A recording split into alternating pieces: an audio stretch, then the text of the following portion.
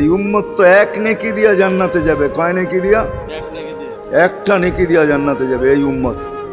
অন্য উম্মতের কথা জানি না আমি, এই উম্মত এক নেকি দিয়া জান্নাতে যাবে।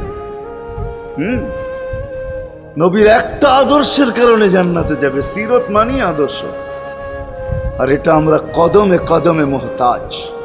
কেননা এই ছোট জীবনটা যদি গ্রহণযোগ্যতা পর্যন্ত পৌঁছাইতে হয় আল্লাহর কাছে, চাই নারী হই, চাই যুবক হই, চাই বৃদ্ধ হই, যেই মানুষই হই না কেন, যেখানেরই হই না কেন, যেই বাসারই হই না কেন, যেই বর্ণেরই হই না কেন, যেই পেশারই হই না কেন, যেই সোসাইটিরই হই না কেন, এই জীবনটাকে যদি গ্রহণযোগ্যতা পর্যন্ত পৌঁছাইতে হয় কার কাছে? দুনিয়াওয়ালাদের কাছে না, মালিকের কাছে, যিনি এক ফোঁটা পানির থেকে অস্তিত্ব দিছেন, যার কাছে আবার আমাদেরকে ফিরা যেতে হবে। পালানের কোনো সুযোগ নাই। এই জন্যই কোরআন আমাদেরকে বোঝায় আইনাল মাফার। আল্লাহ বলতেছে কোথায় ভাগবে তুমি, বলো কোথায় ভাগবে? কবির কথাই সত্য, যদিও নাকি পালাও তুমি আকাশেতে লাগিয়ে সিঁড়ি, সিঁড়ি লাগাও যদি আকাশে চলে যাও, তো আল্লাহ বলে তোমার বাগার কোনো সুযোগ নাই। কেননা ইল্লা বি সুলতান, ওইখানেও আমার রাজত্ব, এইখানেও আমার রাজত্ব, ডাইনো আমার রাজত্ব, বামে আগে পিছে উপরে নিচে সর্বত্র আমার রাজত্ব। আমার রাজত্বের বাহিরে যাওয়ার ক্ষমতা তোমাদের নাই। দ্বিতীয় কথা এটো, আইনা আনা মাআকুম আইনা মা কুনতুম, যেখানে যাবে ওইখানে আমি সঙ্গে থাকব, আমাকে দূর করতে পারবে না। যদি করো তাহলে তুমি থাকবে না, তোমার অস্তিত্বই থাকবে না। কেন আমাদের ভিতরে আল্লাহ নাই বটে, কিন্তু আল্লাহর একটা পাওয়ার আছে যেটাকে রূহ বলে। কুলির রূহ মিন আমরি রব্বি, আল্লাহর একটা পাওয়ার, একটা সিফত, সবচেয়ে শক্তিশালী পাওয়ার যেটা, ওটা আমাদের ভিতরে আল্লাহ ঢুকায় রাখছেন, যেটাকে আমরা রূহ বলি। কোরআনের ভাষায় রূহ বলে, বাংলা ভাষায় আত্মা বলে। যেটাকে আমরা আত্মা বলি ওটা আল্লাহর হুকুম ছাড়া কিছু না। আল্লাহ বলে ওটা মনে করে নাও আমি তোমার ভিতরে আছি, কেন এটা আমারই জিনিস। কুলির রূহ মিন আমরি রব্বি, আমাকে পৃথক করলে আর তুমি থাকবে না। তখন তোমার চক্ষু থাকবে আইন লা তানজুর, তোমার চক্ষু থাকবে দেখবে না। উদুন লা তাসমা, কান থাকবে শুনবে না। লিসান লা তান্তিক, জবান থাকবে কিন্তু জিহ্বা থাকবে কিন্তু বলবে না। আকলুন লা তুমাইয়িজ, তোমার মগজ থাকবে ভালো মন্দ বুঝবে না। কলব লা তাতাফাক্কার, দিল থাকবে কিন্তু চিন্তা করার ক্ষমতা তোমার থাকবে না। ইয়াত লা তাফতিশ, হাত থাকবে ধরবে না। রিজল লা তামশি, পাও থাকবে চলবে না। তুমি হবে লাশ। ওই আল্লাহ পর্যন্ত যদি গ্রহণযোগ্যতায় পৌঁছাইতে হয়, ওইখান থেকে বাহির হয়ে গেছি, ভালো তো বাসি কিন্তু আগেরটুকু জানি না। ও মেরে দোস্ত, শুধু ভালোবাসলে চলবে না।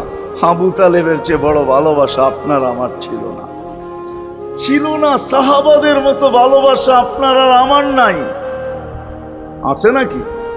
হ্যাঁ, আবু তালেবের মতো ভালোবাসা ছিল।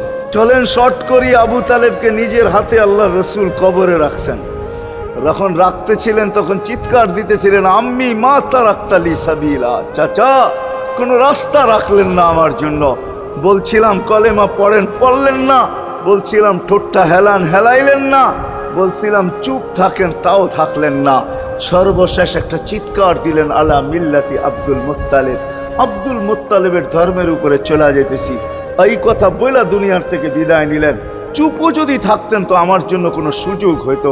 চাচা, ও চাচা, আমার জন্য কোনো রাস্তা রাখলেন না। ভালোবাসা কাজে দিবে না। এই জন্য চলেন, জীবনটাকে গ্রহণযোগ্যতা পর্যন্ত পৌঁছাইতে হইলে কদমে কদমে মুহাম্মদুর রাসূলুল্লাহর আদর্শ লাগবে। যেটাকে আরবি ভাষায় সিরাত বলে, যেটাকে কেরিয়ার বলে। আল্লাহর রসুলের কেরিয়ার লাগবে, আল্লাহর রসুলের আদর্শ লাগবে, আল্লাহর রসুলের সিরত লাগবে, আল্লাহর রসুলের চরিত্র লাগবে।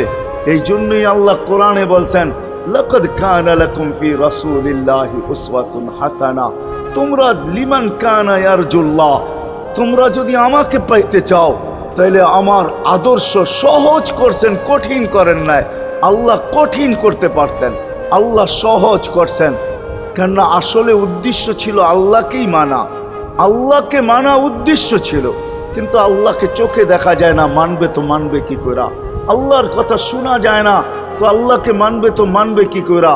আল্লাহকে তো দেখা যায় না, আল্লাহকে তো আল্লাহর কথা শোনা যায় না, আল্লাহকে ধ্যান ধারণায় আনা যায় না, কোনো ধ্যান ধারণার ভিতরে আনা যায় না যে আল্লাহর আকৃতি এরকম। আল্লাহকে ধ্যান ধারণায় আনা যায় না, বর্ণনা দিয়া শেষ করা যায় না। আল্লাহর বর্ণনা দিয়ে কেউ শেষ করতে পারবে না। কোরআন বড় কিছু আমাদেরকে বুঝাইছেন, অনেক বুঝাইছেন যে আল্লাহর বর্ণনা দিয়ে শেষ করা যাবে না। আল্লাহ শুধু আল্লাহ না, 99 নাম দেখলেই বোঝা যায় যে আল্লাহকে। আল্লাহ শুধু আল্লাহ না, আল্লাহ 99টা পদের অধিকারী।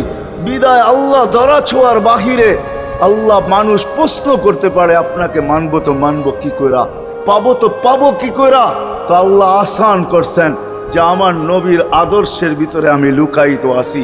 ফুলের ভিতরে যেরকম ঘেরান লুকায়িত থাকে, আমার নবীর আদর্শের ভিতরে আমি লুকায়িত। নবীর আদর্শ মানতে থাকবে, আমাকে পাইতে থাকবে। এই জন্যই রাসূলুল্লাহর আদর্শ দরকার, সিরাত দরকার, কেরিয়ার দরকার। আর কেন আপনি আদর্শ মানবেন না? জীবনটাই তো আপনার জন্য আমার জন্য ছিল, ঠিক না? চোখের পানি ছিল তো আপনার জন্য, চিৎকার ছিল তো আপনার জন্য, রাত ছিল তো আপনার আমার জন্য, দিন ছিল তো আপনার আমার জন্য। দুনিয়ার কোনো মুহূর্ত নাই যেখানে যে আপনাকে আমাকে ভুলে গেছেন, এমন কোনো মুহূর্ত নাই। আরশে যাইও আপনাকে আমাকে ভুলেন নাই। যখন আরশে গেছে আমার বিবেক বলে ওইখানে হারায়া যাওয়া দরকার ছিল। মুসা আলাইহিস সালামকে আল্লাহ আরশ থেকে নিজেকে দেখানোর জন্য তাজাল্লি দিছেন। শুধু তাজাল্লি, আকৃতি না, তাজাল্লি দিছেন। 40 দিন বেহুশ ছিলেন, 40 দিন, 40 দিন। অথচ বন্ধু দুইজনে পাশাপাশি বসা, কাবা কাউসাইনি আও আদনা ফাদানা ফাতাদাল্লা ফাআওহা ইলা আবদিহি মা আওহা, পাশাপাশি বসা আছেন। তীর ধনুক থাকলে আপনাদেরকে আমি দেখাইতে পারতাম কতটুকু কাছে হয়েছিল। এরকম কাছে হারায় যাওয়া দরকার ছিল। আল্লাহ যখন জিজ্ঞাসা করছেন কি চাইতে আসছেন, আসআলুকা উম্মতি, এইখানে উম্মত চাবো না তো আর চাবো কি? এই সুযোগ পাবো আর পাবো কখন? এই টেবিলে উম্মত না উঠলে উঠবে কোথায়? এরকম কাছে হব তো হব কখন? এত কাছে পাবো তো পাবো কখন? এত কাছে হব তো হব কখন? এরকম পরিবেশ হবে তো হবে কখন? আপনি এরকম খুশি আবার হবেন তো হবেন কখন? আপনি আমাকে ডাইকা নিয়ে আসছেন, মেহমান বানায়া, আপনি মেজবান, উম্মত চাই। আল্লাহ জিজ্ঞাসা করছে এইখানে উম্মত?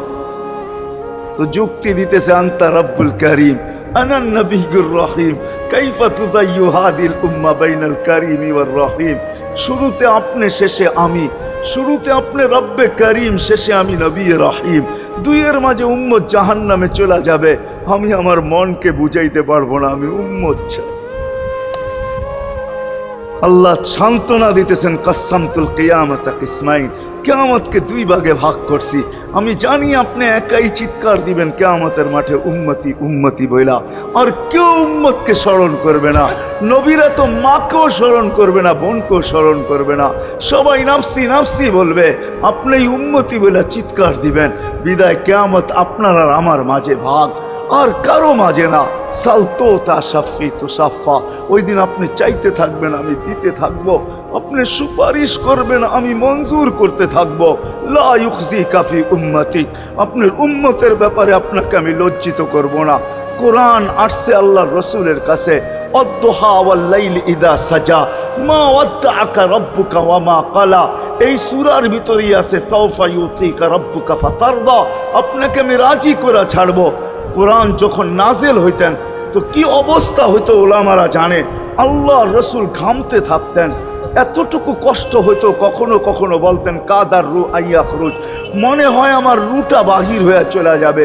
ওই কষ্টের ভিতরে জিবরিল যখন সাউফা ইউতিকা রাব্বুকা ফাতারদা পড়তেছিল, ওইখানেই থামায়া দিছে, জিবরিল থামো। বলছে কেন? সূরা এখনো শেষ হয় নাই।